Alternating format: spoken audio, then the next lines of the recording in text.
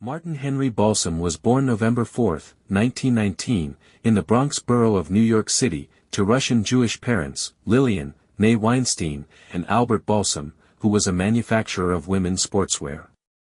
He attended DeWitt Clinton High School, where he participated in the drama club.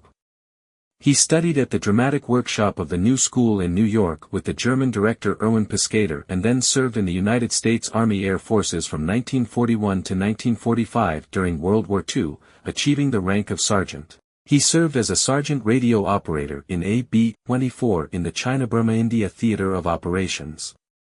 Balsam made his professional debut in August 1941 in a production of the plays The Thing in Locust Valley.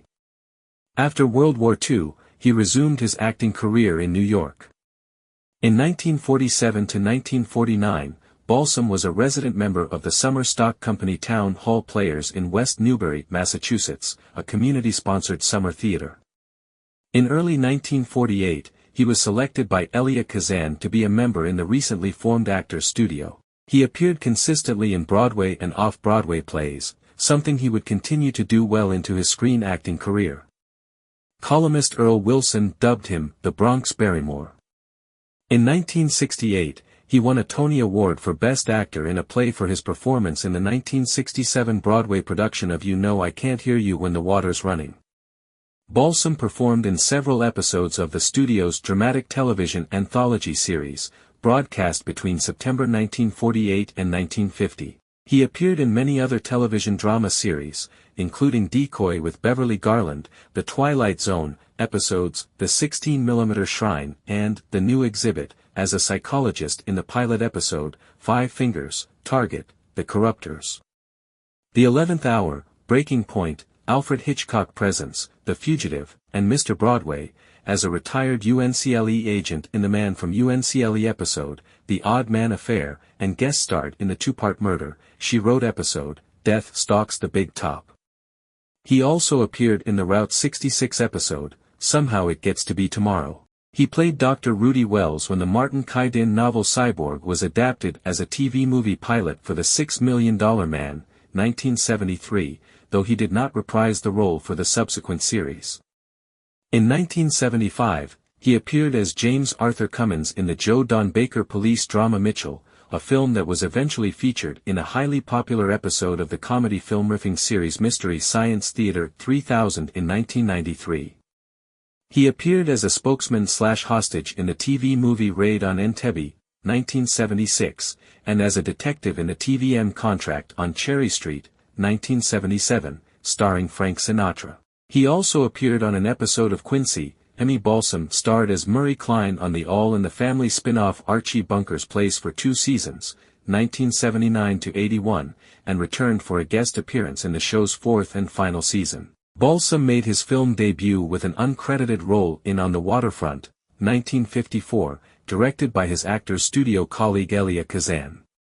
Balsam played an official of the Port Authority of New York and New Jersey investigating mob involvement in the city's waterfront unions. His breakthrough role came a few years later, when he played Juror No. 1 in 12 Angry Men, 1957. He would collaborate with the film's director, Sidney Lumet, twice more with the Anderson Tapes, 1971, and Murder on the Orient Express, 1974. In 1960, he appeared in one of his best-remembered roles as private investigator Arbogast in Alfred Hitchcock's Psycho, culminating in a scene in which Mrs. Bates chases him down a flight of stairs to stab him to death. Along with Gregory Peck and Robert Mitchum, Balsam appeared in both the original Cape Fear, 1962, and the 1991 Martin Scorsese remake. He won an Academy Award for Best Supporting Actor for his role as Arnold Burns in A Thousand Clowns, 1965. Balsam also performed the original voice of the HAL 9000 computer in 2001, A Space Odyssey. He told a journalist in August 1966, "I'm not actually seen in the picture at any time, but I sure create a lot of excitement projecting my voice through that machine. And I'm getting an Academy Award winner prize for doing it, too." After his lines were recorded, director Stanley Kubrick decided Marty just sounded a little bit too colloquially American, and hired Douglas Rain to perform the role for the released film.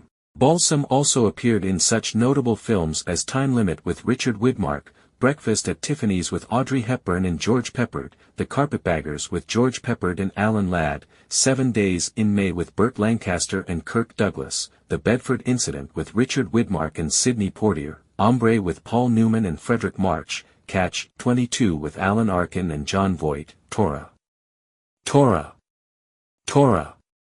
As Admiral Husband E. Kimmel, Little Big Man with Dustin Hoffman, The Taking of Pelham 1-2-3 with Walter Matthau and Robert Shaw, All the President's Men with Dustin Hoffman and Robert Redford, The Delta Force with Lee Marvin, and The Goodbye People. One of his final acting appearances was in the 1994 horror parody The Silence of the Hams, which paid homage to his iconic role in Psycho. Beyond Hollywood, Balsam was also a popular character actor in Italian films, beginning in 1960 when he starred in the Luigi Comencini film Everybody Go Home. He would star in several poliziesco films throughout the 1970s, directed by the likes of Fernando Di Leo and Enzo G. Castellari. Balsam's roles in these films would be redubbed into Italian, but he would loop his own lines in the English-language export versions. Balsam maintained close ties to Italy even after the end of the poliziesco trend, traveling there for both professional and personal reasons, and starring in the Italian-produced television series Ocean and La Piovra. In 1951, Balsam married his first wife, actress Pearl Somner. They divorced 3 years later. His second wife was actress Joyce Van Patten. This marriage lasted for 4 years, from 1958 until 1962, with one daughter, Talia Balsam. He married his third wife, Irene Miller, in 1963. They had 2 children, Adam and Zoe Balsam, and divorced in 1987. On February 13, 1996, Balsam died of a stroke in his hotel room while vacationing in Rome, Italy. He was 76 years old. He is interred at Cedar Park Cemetery, in Emerson, New Jersey.